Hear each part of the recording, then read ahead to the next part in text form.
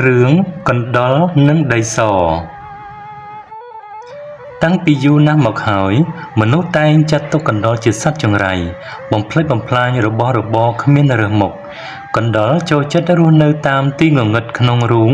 តាមគំនរអុសតាមកន្លៀតប្រហោងឡា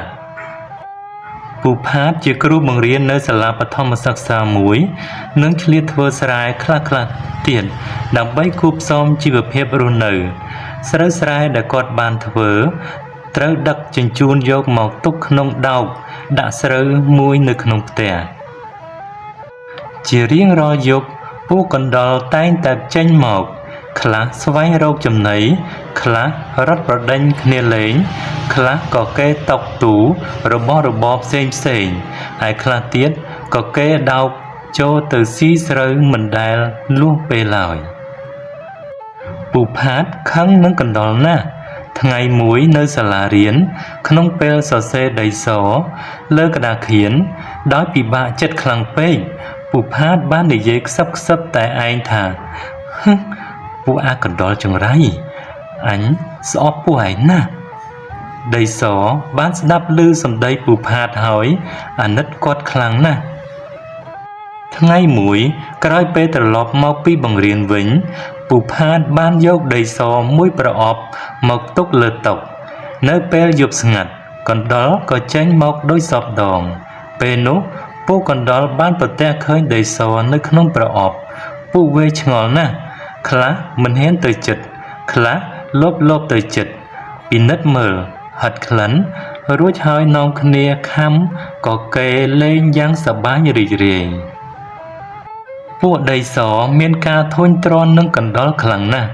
ដែលកណ្ដុរទាំងនោះនាំគ្នាមកបំផ្លិចបំផ្លាញទ្រព្យសម្បត្តិរបស់ពូផាតព្រមទាំងខំ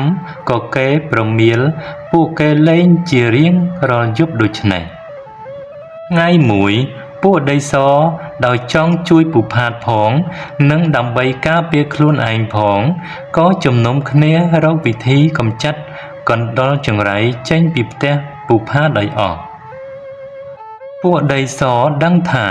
កណ្ដុរខ្លាចឆ្មាដូច្នេះពួកដីសគិតថានឹងរួមកម្លាំងគ្នាធ្វើជារូបឆ្មាបន្លាចកណ្ដុរ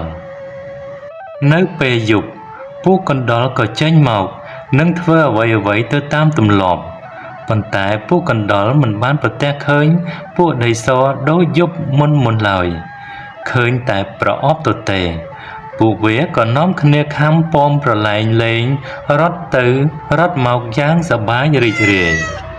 ពួកកណ្ដុររត់ចុះរត់ឡើងតាមទំនើងចិត្តបានបន្តិចក៏ប្រទះឃើញឆ្មាពណ៌សធំមួយអង្គុយជ្រងងសម្លឹងមើលពួកគេយ៉ាងកាច